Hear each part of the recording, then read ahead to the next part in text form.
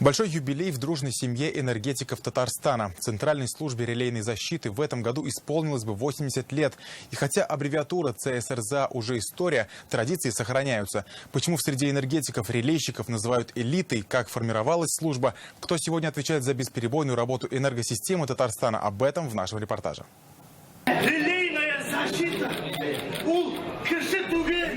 Яркая и юморная история о становлении службы релейной защиты в исполнении артистов Мензелинского драмтеатра не раз вызывала одобрительные улыбки и аплодисменты. В зале те, от которых в прямом смысле слова зависит надежность всей энергосистемы Татарстана. И ветераны Центральной службы релейной защиты республики, и те, кто сегодня на боевом посту. Сегодня этот зал светится именно от концентрации энергетического ума.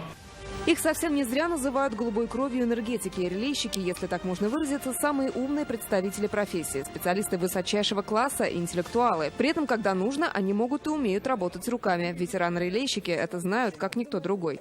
Что мы там начинали? Да, механические реле, контактики чистили палочкой. Если раньше это необходимо было настраивать реле руками, подкручивать отверточкой, что-то там, регулировать, то сейчас устройства интеллектуальные, микропроцессорные, подключаются компьютеры.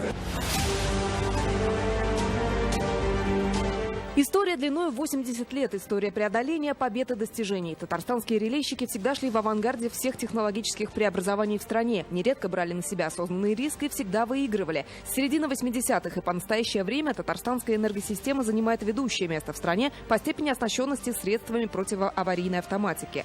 И даже в сложные времена реформ в энергетике, когда произошло разделение по видам деятельности, Татарстану удалось сохранить службу, коллектив, традиции и компетенции, благодаря усилиям сетевой компании и РДУ Татарстана.